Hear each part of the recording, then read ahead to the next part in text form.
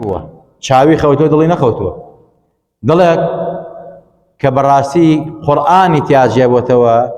قورئانی گرتە خۆی کە ئەو قورئانە شاخ و کێوەکان نەیانتوانێ بگرن بەڵکو ئەو قورئانە دراوە پێغەمبەری خوا دڵی پێغەمبەر لە قورئان لە کێوشاکان بەقووەتر بووە کێوشاک نەیتوانێ بەرگەی بگرێت خوا خۆی لە قورئانە ئاماژەمان پێ کرد لو أنزلنا هذا القرآن على جبل لرأيته خاشعا متصدعا بەڵام دڵی پێغەمبەری خوا بەرگەی گرت و توانای هەڵگرتنی قورئان و پەیامی پەروەردگاری بوو. اینجا چاوی مبارەکی پێغەمبەری خوا دەستی مبارەکی پێغەمبەر ئاماژە باڵای وتمان نە زۆر درێژە نە زۆر کورتە لەگەڵ ئەوەشە لەگەڵ هەر کەسێکا بۆستایە مەهماکان زۆر درێژ بووایە شان و شەوکەت و ملی پێغەمبەری خوا لەو بەرزتر بوو يعني کەس نەبووە لە مجلس لە پێغەمبەر بەرزتر بێ لەگەڵ ئەوەشە درێژێکی وای پێوە دیار نەبێ ناشینی بۆ بێت اینجا وتمان تەربیع بووە پێغەمبەری خوا شانی گەورە بووە باڵەکانی گەورە بووە پەنجەی مبارەکی درێژ و گەورە بووە حتا دەستی هەتا ئاژنۆی درێژ بووە ئاماژەمان بەمانە کرد هەمووی ئەم شەوە ڕۆینە خزمەتی مووی مبارەکی پێغەمبەری خوا وەکو ماوەسای مدەڕی ئەفەرمێت وأما شعره الشريف أما مووی مبارەکی رسول الله چ مووی سەری بێت و چ مووی ڕیشی مبارەکی بێت یا مووی ئەعزای مبارەکی بێت پێغەمبەری نازدار سەڵات و سەلامی لەسەر بێت چۆن لە سیرا باس کراوە قەتادە ئەفەرمێت سألت أنسا عن شعره صلى الله عليه وسلم پرسیارم لە ئەنەسی خدامی پێغەمبەری خوا کرد خادمی پێغەمبەری خوا لەبارەی مووی پێغەمبەری خوا صلى الله عليه وسلم فەرمووی پێغەمبەری نازدار مووی پێغەمبەری خوا صلی الله عليه وسلم بەڕاستی زۆر خاو نەبووە و هەروەها لولیش نەبووە بەڵکو لەو بەینا بووە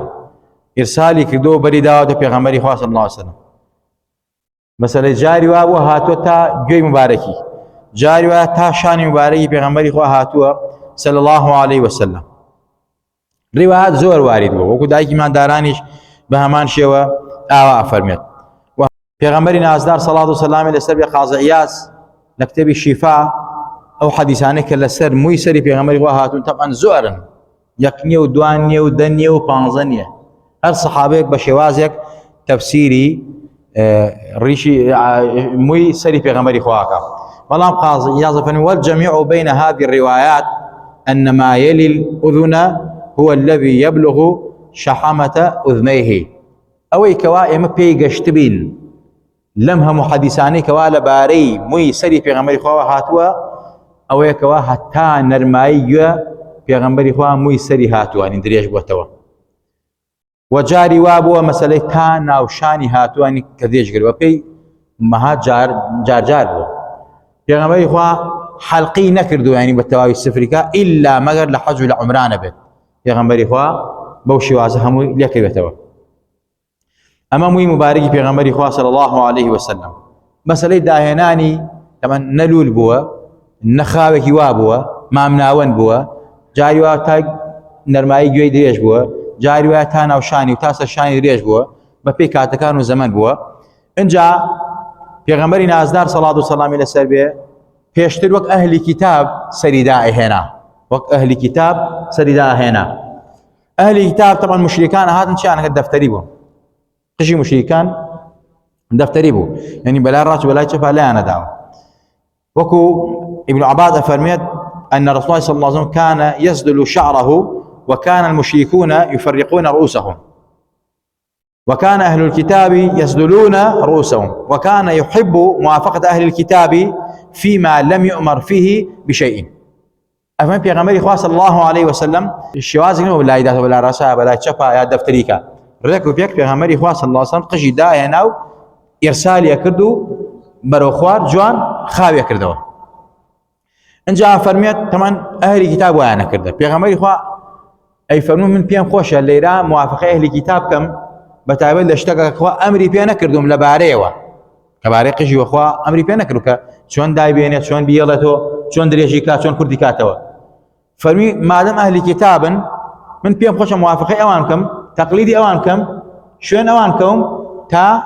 مەسەلەی مشریکان کە بەڕاستی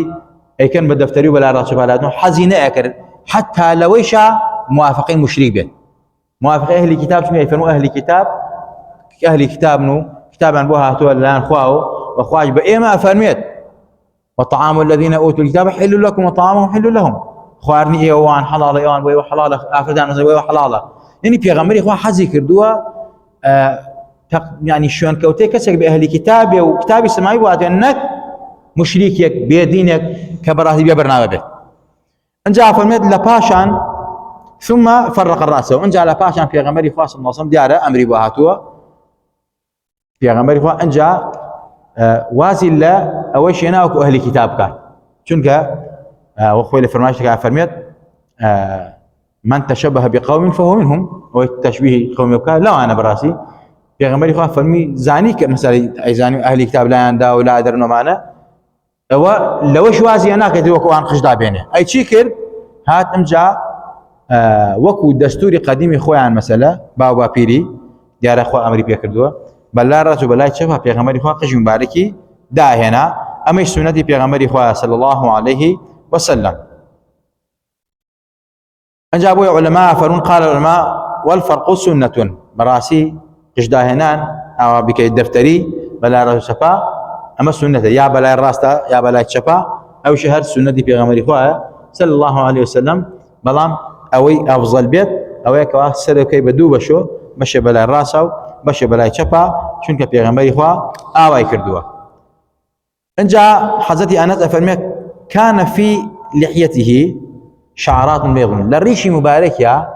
شنتالي يسبيها بوا من الشمسية صالو شنتالي للريشي مبارك بيغمبري خوا سبي بوا هنا ريشي بيغمبري خوا هرج بوا بوا اخشي نكردون والله بوا اخي رشي كرد بيت وكو انا امر تمثيل دنيا كان وتمثيل اسلام كان كامل بوا اخنو رجو سرس ميلان بوا اخن ما بس داعي كان زيادة تيجي بناو دينو بيغمبري خوا وين كرد بيغمبري خوا يك دو جار خني قتو السري مثلا بخنا اوش مثلا اكو زرد كردوها رشينه كردوها كريش مباري دريج ابو لروي باني ولروي دريجوا مثلا كورتي كردو لي اجر حتى بيغمبري خوا مثلا اسم الله مباركي كورت كردو جوان لي وكان ديار بوا صفر سنتنيه ومعلوماتها سكابل الريش يضرب صفر اسم الله صفركات اما براسي سنتي بيغمبر نيه اما بيتعيجي سيئه بيغمبري خوا اسم الله كورت كردو ريش يشتهدو اسم الله كورت كردو انك صفري كرد بيت حلقي كرد بيت قصري كردو يقص شاربه بوشي وازه بهرحال اتر موكاني تريجاني بيغمبري خوا صلى الله عليه وسلم وقت يندي بخوي بو سريات بو لما سلموا يبالو شو انا كاني تري بيغمبري خوا صلى الله عليه وسلم وبسنتي زاني وسنتي فطرة مشهورة نينو كردنو موي برتاشين ومسألة بن بالد كردنو اما انا هموي سنتي بيغمبري خوا صلى الله عليه وسلم انجا فرماي زور لسر اوي كوا بيغمبري نازدار خوي بدش خوي موكاني تشكيله بتايبت لفتح مكة لعام حديبية وحتى صحابة موي بيغمبري انا وكو شفاء بكار هنا جبو لباسي بيغمبري كردو باو خواردانا توا عرقي بيغمبري خوان وكو بركات بكار هنا يعني اما يك صحابه دو صحابه ده صحابنا هو يعني ابو ام ادبان لبيغمبر تفي مبارك عن خواردو اوي دزين عن خواردو حتى فرمت جاري وابو يعني دان خريق دروز بيد لسر اوي دزين بشانك بشي نكردو ابو شوازه حرمتي على بيغمبري خوا قرتوها بيغمبر انسانه ساده وساكر نبوه وخواي تبارك وتعالى بي افرمي بيان بلا قل انما انا بشر مثلكم يوحى الي هاد بوحي كجبت كبيغمبر برقي وحي قرتوها كشاخه كان ني قرتوها اما الانسان جاء بيته وكبراسي انسانك اساين ابو بيغمبر خوا بو خلقك شيء اساين ابو بيغمبر نازار صلاه وسلام الى سربه في مبارك شفاء ابو ما جماعه بكر اما انا ما هو ما بكر جاء ليله عينك وتاي درسي مشويش مان تا درسي ترو خلقتك تري بيغمبر خوا لشمائل بيغمبر نازار هم لاك بخواي جور اسبرين خواي جور لهم لاك ما خوش لهم لاك ما راضي به وعاقبت ما خير بيري لقنا وتمام خوش به وعلي ما راضي به ضكام مع نورانك بنوري بيغمبر خوا صلى الله عليه وسلم بنوري محبتي خدو بيغمبر نازار واصحابي بيغمبر